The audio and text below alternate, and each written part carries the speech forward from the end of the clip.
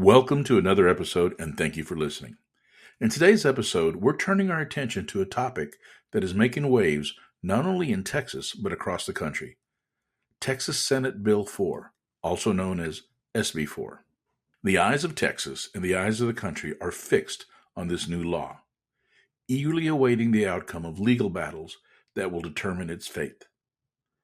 In my opinion, SB4 represents a significant overreach, fostering a climate of profiling while sidestepping federal immigration laws and due process. The state's legislature's decision to empower the state to take immigration matters into its own hands is a contentious move with profound implications. To delve deeper into the complexities of SB4 and its potential consequences, we are joined today by Kristen Etter, Director of Policy and Legal Services for the Texas Immigration Council. Immigration enforcement has historically fallen under federal jurisdiction. However, recent legislative actions in Texas have granted state law enforcement officers and judges unprecedented powers to detain and deport individuals without adhering to federal due process. It is a concerning development that warrants our attention and understanding. We'll explore how Texas law enforcement officers now possess the authority to stop and question individuals without probable cause, fundamentally altering the landscape of immigration enforcement in the Lone Star State.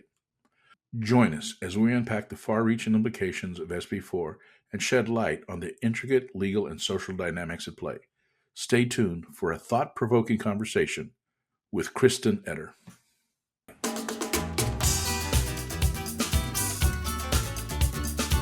Welcome to the Latino Business Report.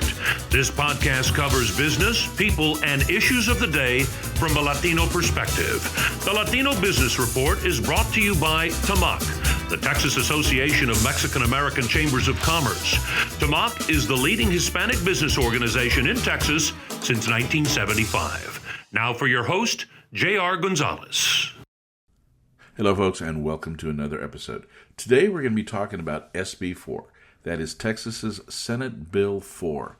It's something that's in the news, something that the entire country is watching because the effects of it are far-reaching and, in this podcaster's opinion, overreaching. Today's guest is Kristen Etter. Kristen is an attorney. So we're going to be talking a little bit about SB4 so you, the listeners, can be a little bit more educated as what this means, not only for you, but possibly your friends, neighbors, co-workers, and the other people around you. Kristen, how are you doing today? Good. Thanks, JR. Thanks so much for having me. Well, thank you for joining us, Kristen. I really appreciate it. You are an attorney, and who do you work with, Kristen? So I'm the Director of Policy and Legal Services at Texas Immigration Law Council. We're a new organization here in Texas that seeks to start and support a movement for nonpartisan immigration reform, both at the Texas state level as well as the federal level. And so we've been doing a lot around education and awareness of SB4. I personally testified against every single version of SB4 when this was being debated in the 4 special sessions of the 88th legislative sessions in the fall of 2023. All of the versions were terrible. The version that ended up passing, Senate Bill 4, which is what we're going to be talking about today, is, I agree with you, it's a terrible, unconstitutional, illegal, widely overreaching series of new laws in Texas that will have the potential of really destroying our Texas communities and our Texas economies. Yet our state legislature, in all their wisdom, passed it. Yes. Okay. Before we get into that, as you said, there have been several versions, and you testified against all of them. What were some of the versions, or what were some of the things in the previous versions that did not get passed? Is there anything out there outstanding to you? Yes. And we've been advised that we might see kind of a repeat of some of the versions that did not pass. Those notably included a border militia, which would allow really anybody to round up migrants and arrest and deport them, not even requiring them to be peace officers. So that was a border militia bill that actually... So, whoa. You said so everyday citizens? I mean, you can get your good old boys and your friends and neighbors and go, well, let's just arm ourselves and go to the border and start arresting people. Exactly. It was a border militia bill, and it actually had some widespread support within the Republican Party. And so it did die, didn't make it out of the legislature, but we have been told that there is some sentiments about filing the bills in the next legislative session in 2025. But that was a version that thankfully didn't pass. However, we did see other versions that would have also authorized peace officers to do their own deportations. So the Senate Bill 4 version that ended up passing requires this magistration component of it. Okay. And rather than I'm sorry to interrupt. Peace officers were in a previous bill. Peace officers were able to do their own deportation. Correct. It did not involve the judicial system at all. It essentially allowed peace officers to be judge and jury along with exactly judge, jury, and executioner, and it would have allowed them to just round up, investigate, make their own determinations, and deport people without involving attorneys, without involving judges. And so that version didn't pass. But the version that did pass, however, it really co-opted the entire judiciary in Texas, and it does involve a component of SB4. Really, the two signature components are the first is that it does create these 3 new state criminal immigration offenses of 1, illegal entry, 2, illegal reentry, and 3 is the refusal to return to foreign nation. And we'll talk about how those all interact and work. But that's the first component, is the creation of these 3 new state crimes. The second component, and which is what I was getting at, is it requires in some instances and authorizes in other instances state court magistrates and judges to sign state removal or deportation orders, ordering folks that are non-citizens or folks that cannot prove their citizenship status to return to the foreign nation that they presumably entered from, which is in most cases going to be Mexico, without regard to where they're actually from. Wow. Sounds a little scary there. So the legislature, and that before you're talking about criminalization, but prior to, if a person was here undocumented, that wasn't a crime per se, but now it is, or correct. Under SB4 it would be. Correct. Well, prior to SB4, immigration matters were solely within the purview of the federal government. So there are certain other federal immigration related crimes. We do have a federal illegal entry. We also have a federal illegal reentry. And the state claimed that they modeled their SB4 after some of the federal laws, but they're very different and distinct. And also, again, states don't have the ability to enforce and make their own immigration laws. So clearly in violation of very well-established Supreme Court precedent that dates back 150 years. So why does the state of Texas feel it is necessary for them to pass these laws? I mean, you've heard the arguments. So Senate Bill 4 is really an extension of Operation Lone Star. So Operation Lone Star has been in effect since March of 2021. The arrests started in July of 2021. And by arrests, I mean rounding up migrants en masse along the border and charging them with state criminal trespass charges. And so really they started, like I said, in the summer of 2021, late summer of 2021, and they have built an entire separate, substandard, and unequal system of justice to prosecute migrants in Texas, with the idea that this would deter and punish immigration into Texas. And so it's really, Senate Bill 4, the way I see it, is it's an escalation of Operation Lone Star, and it gives the ability of all peace officers. So currently Operation Lone Star is really focused along the border. It is enacted and really, relies on state law enforcement officials, Department of Public Safety, as well as Texas Military Department officials to make these arrests under current Operation Lone Star practice. But Senate Bill 4 is not a border bill. It is a statewide bill, or rather law, I should say, a statewide law that has statewide application that gives state peace officers all over Texas the authority to investigate, detain, arrest, and then essentially deport non-citizens that are accused of either illegally entering into the country, and that is, did they enter Texas from a foreign nation at a place other than a port of entry, or did they illegally re-enter Texas, which is, did they ever have a prior triggering immigration event that includes denial of admission, exclusion, removal, or deportation from the United States?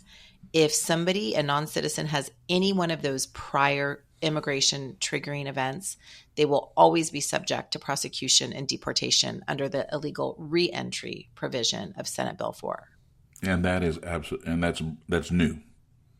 Yes. Okay, so does that come into effect here forward, or is it in retrospect? So if a person has previously been found entering illegally, would that apply, or does it apply only to from the time the law is passed forward? That's a great question. So when it comes to the illegal entry provision, there is a 2-year statute of limitations for misdemeanor offenses, which is what a first-time offense would be, a 3-year statute of limitations for most felony offenses, which is what it would be if you have a prior conviction. But what that means is that they can go back 2 years on a misdemeanor or 3 years on a felony, meaning if there was an entry between a port from a foreign nation anytime 2 or 3, depending on the classification, that could be prosecuted. When it comes to the illegal re-entry, however, the prior immigration triggering event, there's really no timeline for that. So that might have happened 20 years ago. You might, for example, be a person who 20 years ago had a deportation or removal from the United States, but subsequently married a U.S. citizen, for example, adjusted status, became a lawful permanent resident. You could be here for 20 years as a lawful permanent resident. But if you have any one of these prior immigration triggering events, again, denial of admission, exclusion, removal, or deportation at any time in your past, and if you're ever found in Texas, you will be always subject to prosecution and deportation by state officials under Senate Bill 4. Okay. There's some people that feel that this is a good law, that Texas needs it because of what's happening at the border. I'm not going to disagree. I mean, we have issues at the border.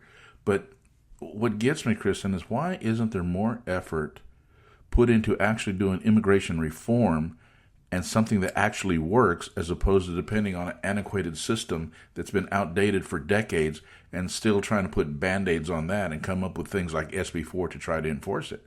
I mean, it only stands to reason that there would seem to be some effort. I mean, all the millions and millions of dollars being spent on the border, if they could just fix the system and try to mitigate some of that stuff, wouldn't that be easier? Wouldn't that be the more favorable route to take? Yeah, absolutely. Currently, Operation Lone Star, $10.5 billion with a B, has been spent on a program or a policy, a series of policies that have had zero impact on solving our immigration issues, zero impact on solving the issues that we have at the Texas-Mexico border. And if you can imagine, the $10.5 billion could have been spent to update our ports of entry, for example, to roll out expedited work authorization programs, for example. It could have provided resources to expand capabilities at ports of entry. So if you hear proponents of these laws talk about they just want to have people come through ports of entry, that's all they want, and that was their intent, or at least that's, if we take them at their word, that was their intent. Well, the issue is that ports of entry are currently closed almost entirely to people wanting to come into our country to work, or for people wanting to come into our country to seek asylum. That is because we have very strict laws when it comes to who's able to come in through the border, port of entry, and who's not. Currently, if you want to request asylum, you have to have been provided a CBP-1 app appointment, and that is a very small number of people. And so when we hear people say they should just go through the ports of entry. Okay, great. Let's use part of that $10.5 billion to expand capabilities and to urge the federal government to open up the ports of entry, to allow people that want to work in our country the ability to actually go up, show that they have a work permit or whatever, show that they have an asylum claim, and allow them to be background searched, allow them to enter in an orderly manner. And again, if we take them at their word, let's use that money and let's urge the federal government to increase resources so that we can do that. So we know exactly who's entering our country, so that we can match employees with employers, so that people can get to their jobs that they have waiting for them. Most of the clients that I represented in Operation Lone Star, and it was about 3,000 folks in a 2.5-year period that myself and my team represented in my role prior to my current role, almost all of our clients had jobs waiting for them. They were here to go to their job. Most of them had everything lined up. They were just trying to get through to get from point A to point B so that they could work, support their families, so that they could then send money back to their home countries, which would, by its very nature, increase conditions and better conditions in home countries. And then really so that we as Texans and we as Americans can have a better economy, so that we can have the jobs filled that need to be filled, so that businesses can grow. I mean, we have so many businesses right now that are stagnant or going out of business because we don't have enough workers. And so it's a very antiquated system. It's a very backwards way of trying to solve issues. And it's because we're not working together with the federal government. The state has decided to try to do its own thing, and it's not working. And Senate Bill 4 is not going to work either.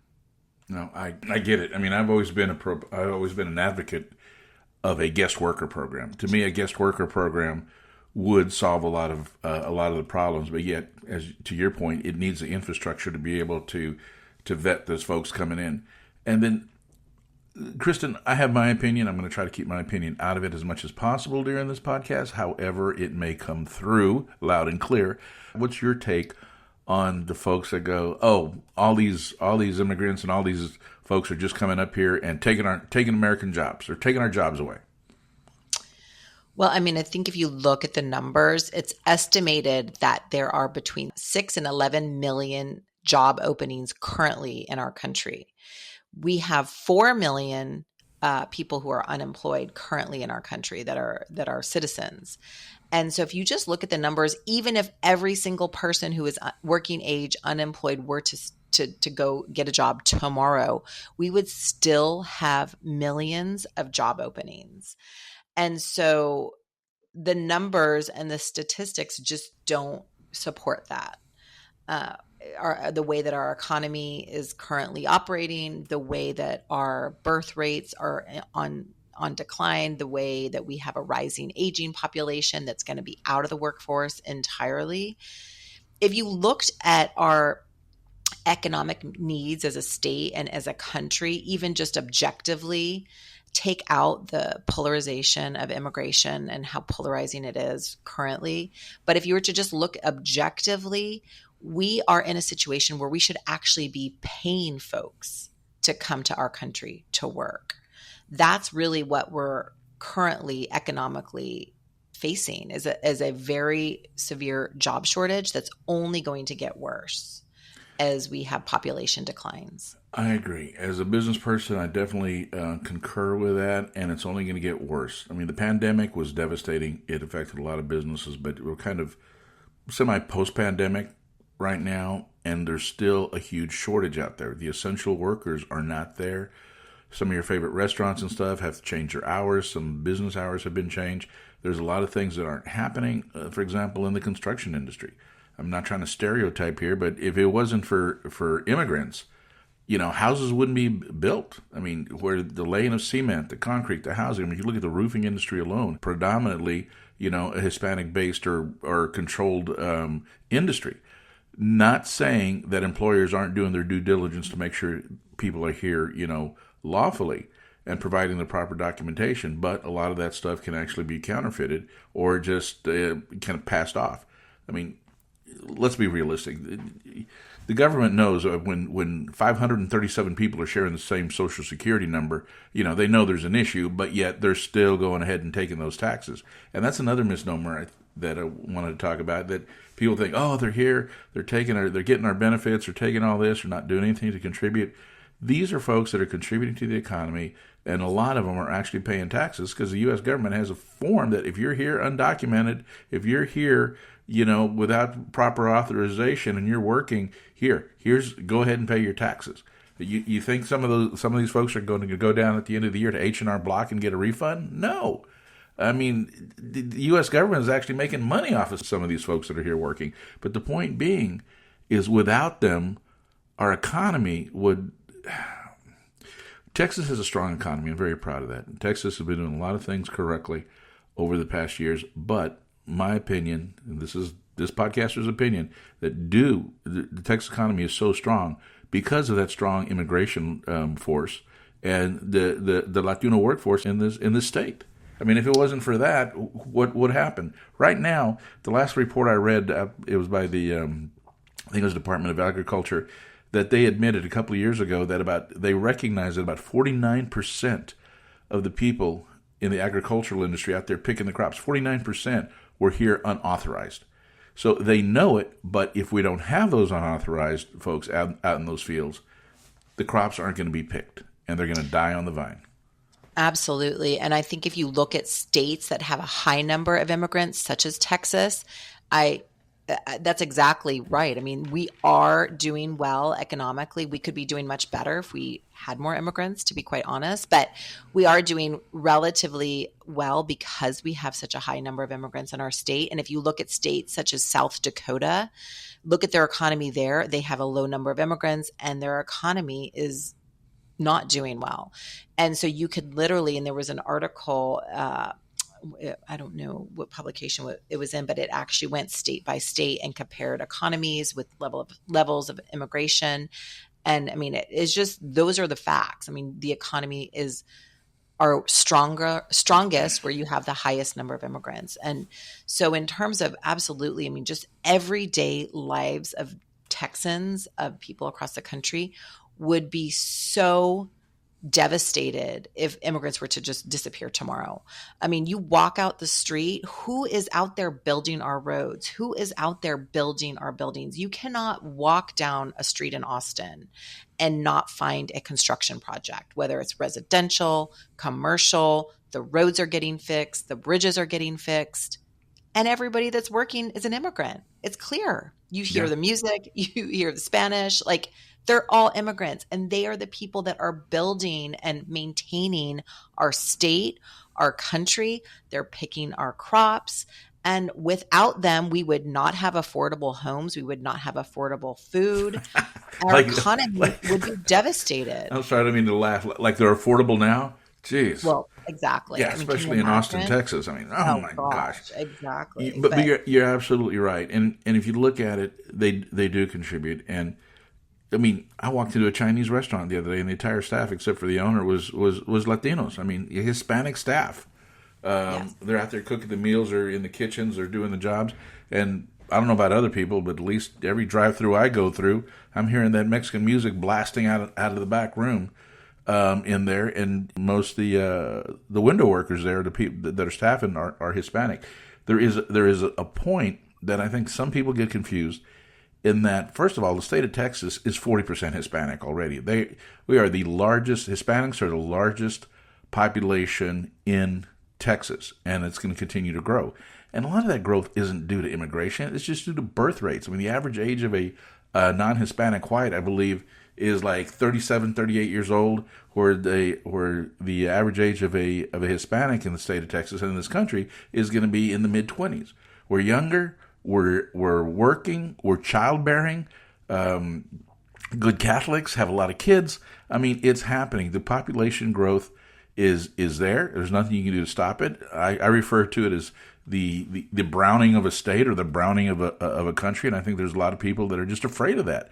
They're afraid that the country is changing, the demographics, or the complexion, if you will, where it scares the hell out of them. They're going, well, let's do everything we can to stop people of color from immigrating to Texas into the U.S., which they often forget. This whole damn country was built on immigration, and Texas was part of Mexico, and it was actually the white settlers that were immigrants to this part of the country. Exactly. The border crossed them. They didn't cross the border. I mean, absolutely. And every single one of us is an immigrant or a family member of an immigrant that came here, unless you're Native American. So, I mean, we're all immigrants.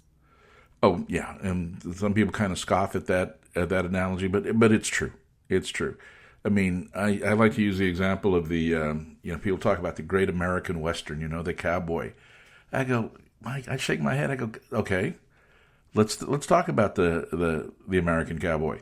Do you think horses came over on the Mayflower? No.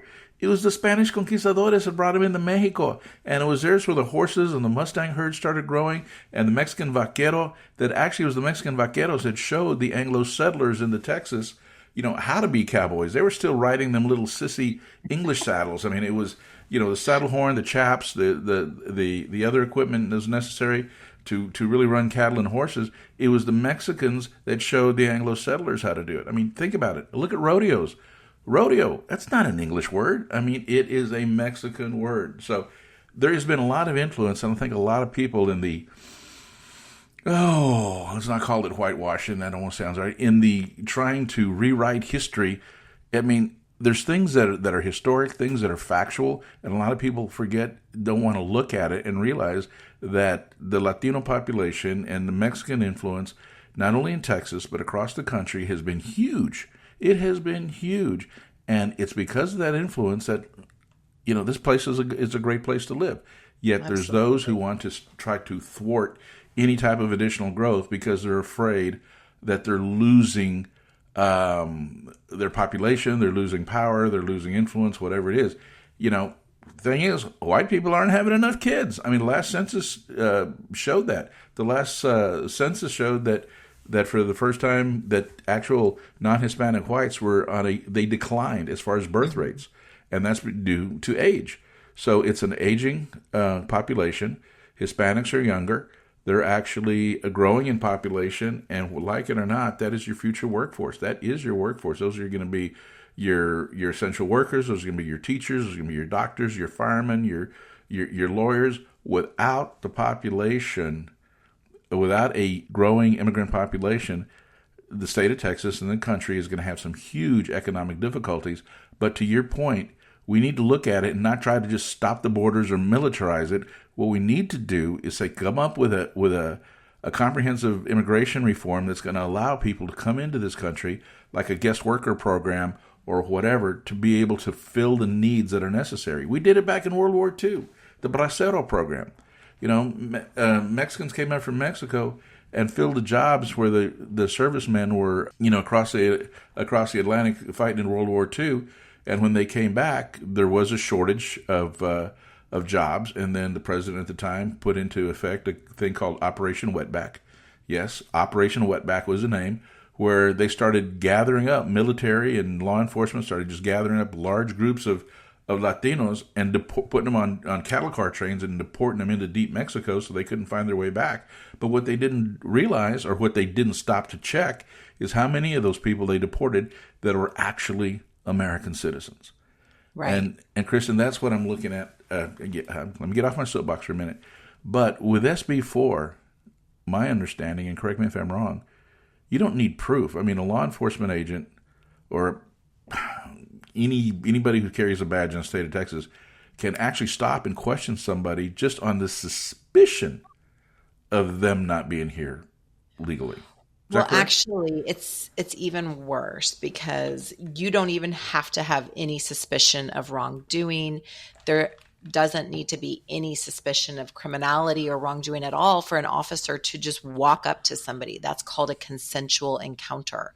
So you could be at a job site, you could be at a mall, you could be just walking down the street. And if an officer comes up to you and wants to ask you questions, you're not required to stay and answer them. But if you do, and you answer a question, for example, where are you from? I'm from Mexico. How did you get here? I came across the river. That's enough to arrest and deport you. Just that in and of itself.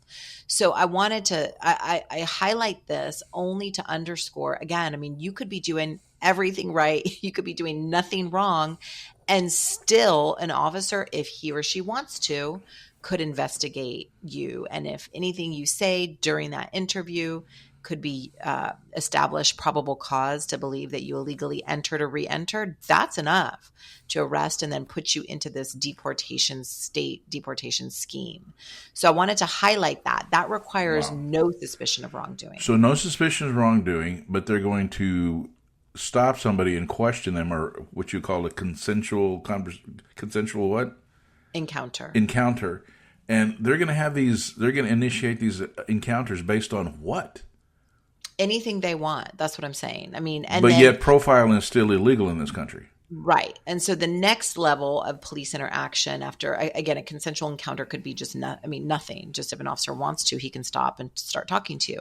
The next level is what we call an investigatory detention. And that does require reasonable suspicion that somebody is engaged in criminal activity. But in the case of Senate Bill 4, and so, for example, that would be enough to pull somebody over in a car. But for Senate Bill 4, if an officer's like, well, I think that person illegally entered the country, what are they going to base that on? You and I know it's going to be based on the color of a person's skin. It's going to be based on the music they're playing, what they look like, whatever. What they're wearing, anything that would tell an officer, hey, this guy might be an immigrant. Okay, that's enough to even pull him over and start what we call an investigatory detention. And that's where, again, I mean, one of the things I've been doing these last couple months is we've been doing a lot of know your rights education and awareness because, you know, these types of police enforcement investigations and encounters do not require you to talk about your immigration status. You're not required to answer any questions. Really, the only information you're ever required is if you're lawfully arrested, you have to provide your name and your residence address and your date of birth, and that is it. So I really have been trying to emphasize, if anybody asks you how you entered Texas, don't answer that question. Invoke your Fifth Amendment. Tell them that you want a lawyer before answering any additional questions. Because why would somebody ask you how you entered Texas? What is the point of that? Why would they need to know that? And it's because they want to arrest you and deport you.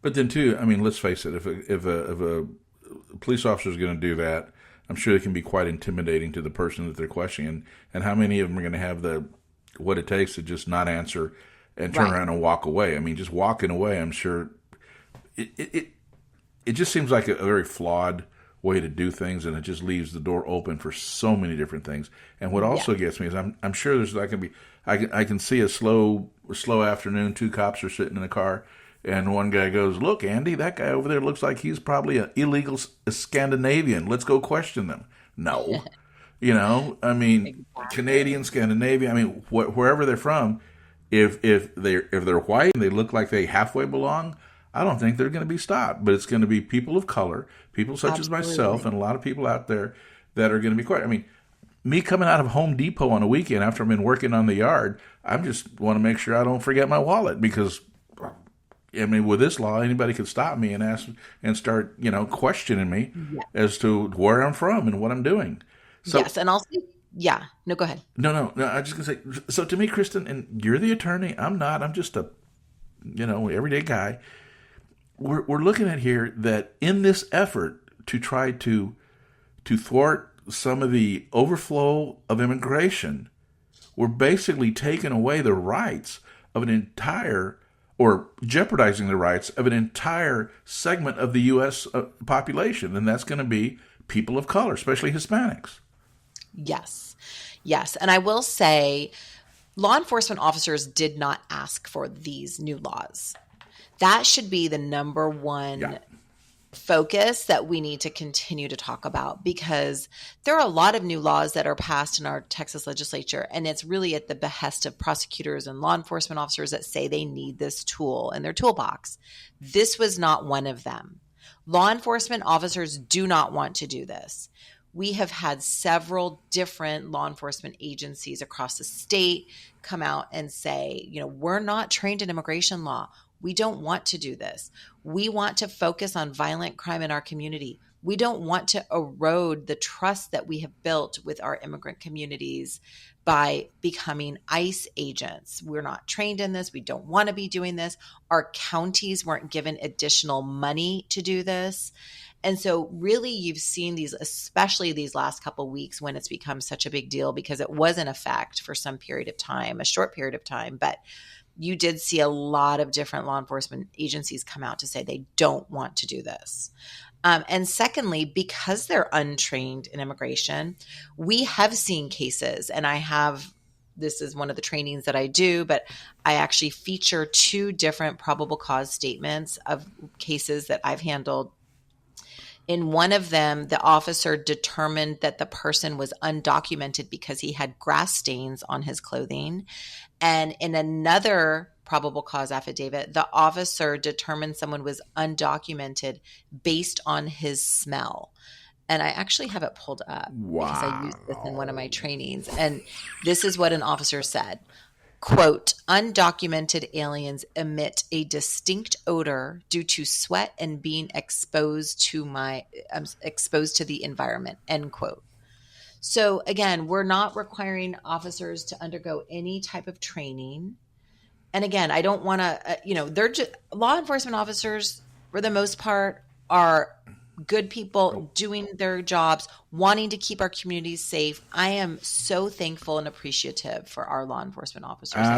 Absolutely. And please, if I want everybody to understand, I am not, blaming the police officers on this. Their job is hard enough. For the most part, they don't want to do this. Exactly. But Kristen, you know as well as I do, there's always going to be that small 1% or 2% of those officers that are overzealous, that see this as an opening and go, let's go pick on somebody. Exactly. You're going to have bad apples just in that profession. As you do in every profession. As you do. Profession.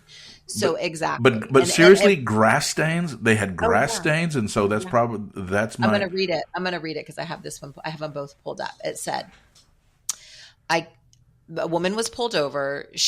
They asked who her male passenger was. She said it was her cousin.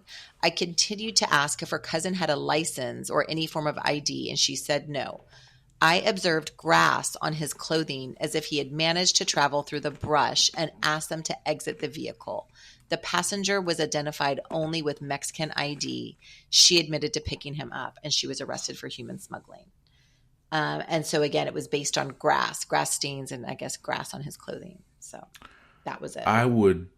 Normally I'd say that's the most absurd thing I'd ever heard, but now because the way a person smells wow.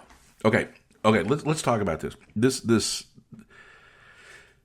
SB4, and I'm sure there's some listeners out there, people go, well, it doesn't affect me. I'm just an everyday WASP person who's living my life, not caring about anything.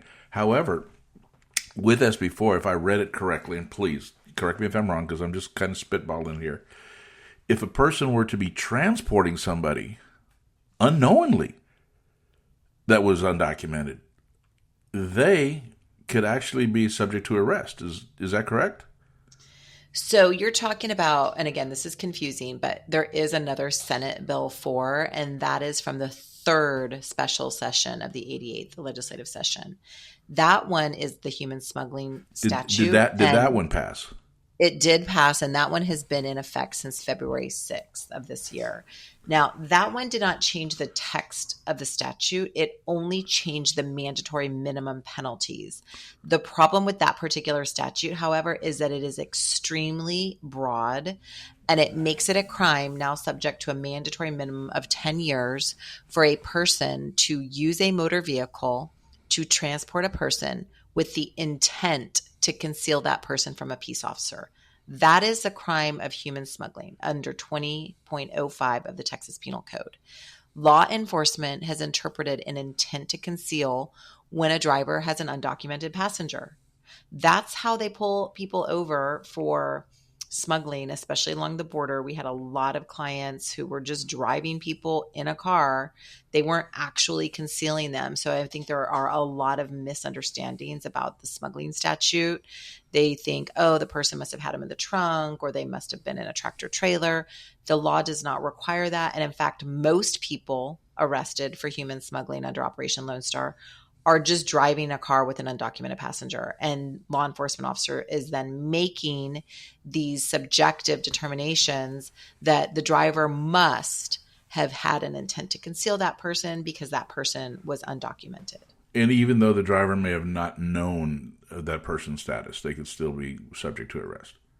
Well, it leaves a lot of discretion for law enforcement officers. Let's just say that. So we typically see in those situations, they'll separate the passenger and the driver, and they'll start questioning them. And whenever there's any type of inconsistency, Okay. So they're very fact specific. But the point is that there's a lot of discretion that officers have. So if you were to, after work on a Friday, get a group of your coworkers, hey, we're all going to go over here to have a few beers and unwind, and everybody piles into your car, and you get into a little fender bender or whatever, you get pulled over, and you find out that one of your coworkers, unbeknownst to you or anybody else in the car that are here actually undocumented, then the driver could actually be, I know it's a stretch, it's up to the officer, but technically the officer could go to jail for 10 years for human smuggling? The driver. If the officer had probable cause to believe that the driver intended to conceal that person from a peace officer. But you just said if they're in the car, the way the statute reads is that is. Oh, yeah. Yeah, it doesn't require actual concealment. And in fact, most people are just passengers in a car, just like you described. I'm going to start checking IDs and background before I give people rides. And it's crazy. Okay, Kristen, I don't want to take up, thank you for the time. This has been very, very educational. But what are some of the things that people need to watch out for? I know that consensual encounter with officers, that a person is not required to give a police officer an answer. All they require is their name, date of birth. Right. So if you're driving a vehicle, you do have to have a valid driver's license and insurance. So you would have to show that if you're driving a vehicle. If not, you can be subject to driving while license invalid or suspended. Right. So you do have to have a valid driver's license, and you do have to show that if you're pulled over. However, aside from that, nobody is required to divulge immigration information to a state law enforcement officer. And you only have to provide your name, your residence address, and your date of birth to an officer if you've been lawfully arrested. So aside from that, Fourth Amendment means you don't have to consent to a search of your person, property, vehicle, home. You don't have to answer any questions under the Fifth Amendment about your immigration status. And your Sixth Amendment is if you are arrested, you have a right to an attorney.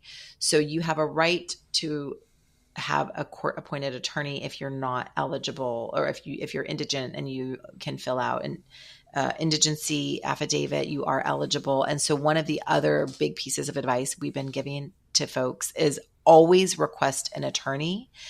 The Senate Bill 4 allows Senate Bill 4 allows the arrest and deportation of a person prior to a lawyer getting involved. And the way that could happen is that there are 3 areas that a person can get deported 3 times during a prosecution for illegal entry or illegal reentry. One is during magistration. Magistration is what happens after a person is arrested for any offense, not just a Senate Bill 4 offense. They're supposed to take you within 24 to 48 hours, depending on if it's a misdemeanor or a felony, to a magistrate. And that is a judge who is essentially tasked with telling the person what they're being charged with, figuring out if there's probable cause to further detain the person, setting a bond, and asking if they want to apply for a court-appointed attorney. They're not entitled to an attorney at that particular magistration. The 5th thing that is going to be added, however, under Senate Bill 4 is they're going to be asked if you want to be deported under the state deportation scheme in lieu of further imprisonment and deportation. And so we're concerned because folks might not understand the ramifications of being deported by the state. Folks might be confused about the legal system, and they may just want to get out. And it depends on how this is being explained to them. But we are also encouraging folks, don't ever agree to do anything unless you've consulted with an attorney. So I would also really highlight how important it is, because a state deportation can have such widespread and really damaging repercussions, both from the perspective of if you did have something pending with immigration court, that could then be considered to have been abandoned if you leave the country. And also, especially for folks that are not from Mexico, getting deported to Mexico and being ordered at gunpoint to return under threat of felony prosecution for the third crime, which is refusal to return or refusal to comply with order to return, which is punishable by up to 20 years in prison, can have very, very significant ramifications, including the potential that you would never be able to return to Texas without being prosecuted for illegal re-entry subsequently. So that's the other piece of advice. So we're really encouraging folks to invoke their Fourth Amendment right, not agree to searches, Fifth Amendment right, not answer any questions about immigration status. And then also, if they do end up getting arrested, requesting an attorney and not agreeing to a deportation before they consult with the lawyer. And you brought up something there that I think is significant, that a lot of folks coming into the country right here, undocumented, aren't from Mexico. They're going through Mexico, but they're not Mexicans. Correct. And yet, it seems like the whole narrative and what you see on the news, everybody wants to blame Mexico. People are wanting to blame our number one trading partner in the world. The U.S. is number one trading partner. I mean, gosh, when the U.S. coughs, Mexico sneezes. I mean, it's a relationship that we need to maintain. How does Mexico feel all about this? I know that they put out a statement last week. I haven't completed reading their statement, but how does Mexico feel about the U.S. deporting, folks to Mexico, whether they're there or not, or even their own citizens who actually, in their eyes, have done nothing wrong? Correct. So Mexico has unequivocally said they will not accept anybody from the state of Texas, including their own Mexican citizens, because they don't believe they're criminals. They don't believe they've done anything wrong. And any type of agreement has to come with the federal government. So they have said, and they just last week filed amicus curiae, which is a friend of the court brief up at the Supreme Court. I should say the Fifth Circuit Court of Appeals, which is where the case is at right now. And they lay out their arguments that Senate Bill 4 would frustrate the diplomatic relations between Mexico and the United States. And it essentially ignores Mexico's right to determine its own policies regarding entry into its territories. And so they have said unequivocally they will not accept people that Texas tries to deport. Kind of gives Mexican standoff a whole new meaning, doesn't it? All right. Yes. And, unfortunately, it's going to be the people like you have a situation, it's really going to be the migrants or the non-citizens that are collateral damage in this whole battle, because they're going to be ordered to return by an armed officer. And then Mexico is going to say, we won't take them. And then Texas can prosecute them for the third crime, which is failure to comply with order to return. So it's really unfortunate, because it's just the collateral damage are going to be the migrants that are going to be caught in the middle. And the prosecution of these migrants, are these adults or are they children as well? So Senate Bill 4 offenses do also apply to children, starting at age 10. So we don't know if they will prosecute juveniles, but in the state of Texas, a juvenile can be prosecuted starting at age 10, so from 10 to 16. And then at age 17, you're considered an adult for criminal liability purposes, not just for Senate Bill 4, but for all offenses. And so there were amendments that were proposed to not apply this to children, and those were rejected. So we don't understand why they would want to do that. But these are immigrant children and not U.S. Yes. or Texas citizens' children. Well, they're non-citizen children. They're non-citizen children. Wow. So up to 10 years old. 10 years old, starting at age 10. Yes. And we're almost out of time here, but I do want to make one or two more points before we go. And once again, Kristen, thank you so much for your time on this subject and your knowledge. What a lot of people feel, and it's happening, I'm not going to disagree, that, criminals, drug dealers, human traffickers, smugglers. I mean, that's what's coming through. It's all that's coming through our border. Other countries are emptying their jails, so they can send them to the U.S. Or it's because of all this immigration that we have such a high high drug problem, or that's why human trafficking exists. It's because it all comes down on the immigrants that are coming from the Mexican border. What's your thoughts on that? Well, if you look at statistics, immigrants commit crimes at much lower rates than citizens. I mean, that's just those are just facts. I mean, that is not even subject to debate. Immigrants commit crimes at much lesser rates. And so when you see, for example, who our governor is busing, I mean, you can see they're women and children and families are coming here to try to make a better life for themselves and their families. People are coming here to work jobs that we have open. And so it's really unfortunate that there are, of course, going to be, like we talked about, bad apples in the police force. There are going to be bad apples in any large segment of whatever population you choose to categorize, right? So we do have the very unfortunate events that occur where you see somebody who's an immigrant that committed a heinous crime or was accused of committing a heinous crime.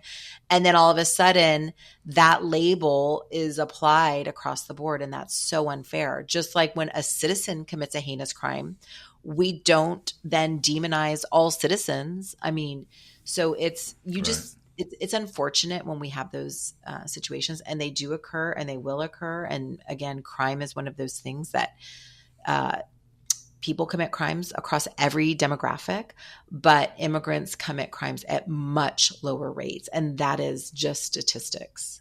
Yeah, I don't think this whole problem is predicated on people going, let's just go across and sell our drugs and do everything. I mean, if there wasn't a demand, there'd be no supply. And right. And fentanyl is not coming through between ports. It comes through ports by U.S. citizens. And the cartels and the coyotes, and I mean, they're making big money off of this. What do they charge? Like $8,000 a person to try to smuggle somebody across into the U.S.? Thousands. It kind of depends and fluctuates from what we hear, but thousands. And so, I mean, essentially, because we don't have a functioning immigration system, who controls the immigration system? It's unfortunately the cartels. They're the ones that are making the money. They're the ones that are organizing, and if we were to be the ones that had a functioning immigration system, we could take that all away from them, and we could stop that overnight. It's crazy. We need that functioning system. We need immigration reform, big time. Yet, every time it seems like here as of late, when we start getting close to some sort of positive things on the border, it seems like one party shoots it down because it seems like nobody wants to fix the problem, because as long as it's a problem, that's political fodder for election year. But absolutely. And it's very unfortunate that it's become just a political game without any genuine desire to solve fix it. Yeah. Yeah. And I think, let me just end on this note. For the most part, is it a problem? Yes. Do I want a secure border? Everybody wants a secure border, but just to say the borders are open, I think is a mischaracterization.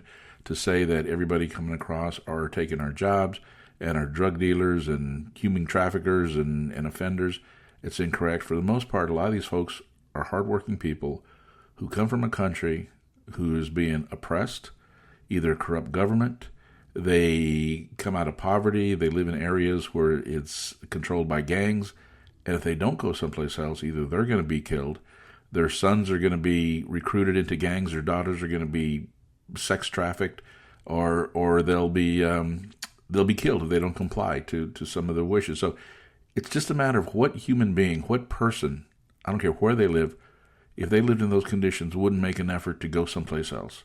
And what better place than the United States of America, where it's supposed to be justice for all. And as we look at SB4, definitely feel it's overreaching. Does something need to be done? Absolutely. I think this is not the correct step, with $10.5 billion already being spent of taxpayers' dollars, of my dollars, of your dollars, to with Operation Lone Star. I mean, it's ridiculous. There has to be a better way. And as we're looking for a better way, let's just keep it in mind too. We're dealing with human beings. We're dealing with people out there that can contribute, that can make a difference. And it's just sad that we've politicized this thing so much and turned it into a football and just taken our feelings and humanity out of the equation, which is just not right. But anyway, Kristen, I want to thank you very much. And if it's okay with you, I'm going to put your can I put your contact number or email address on the podcast notes? So if anybody had a question, they could absolutely reach out to you. And where can they find you? Do you have a website for your organization? I was going to mention, and it's www.txilc.org. And we have a lot of materials in English and Spanish that we have prepared, as well as frequently asked questions on Senate Bill 4. And those can all be found under our resources tab, and would be happy for any of your listeners to go and use those resources. Well, Kristen, we'll definitely do that, folks. It's going to be in the podcast notes. And before we go, do you have any closing comments or thoughts you would like to leave with the listeners? I would just thank your listeners, and really want to invite folks to try to reframe this very divisive and polarizing debate. And I think part of the problem is that we only hear the fringe elements on both sides' voices be amplified, and we're missing most of the segment of our population. Most people agree on most things when it comes to immigration solutions, but those aren't the voices being highlighted. The only voices being highlighted are the fringe elements on both sides. So I would encourage folks to just keep on talking about this, to not get caught up in the fringe elements on either side, to work with your neighbors, work within your communities to figure out ways that we can turn this ship around, because it has gotten into a very bad place. And it's unfortunate, because if you take a step back and you look, we should be, again, celebrating immigrants. We should be welcoming immigrants. Our communities and our economies are stronger because of it. And that is not opinion, that is fact. Wow, thank you. Ladies and gentlemen, you've been listening to the Latino Business Report. I'm your host, J.R. Gonzales. We've had Kristen Etter join us today in a very informative podcast. If you like what you hear, please give us a like, follow us. We also have a website, latinobusinessreport.com, where you can make some comments. We also, you can find us on Facebook. We'd love to hear from you, and if you have any opinions on this subject. And also, you can find our complete library of work on YouTube. So till next time, folks, have a great day. Be careful. And if you're Latino, you better carry your ID with you out there. Who knows, Because as this is happening in Texas, you know darn good and well the rest of the states are looking at it and going, let's do the same thing. Anyway, folks, have a great day, and we'll talk to you next time.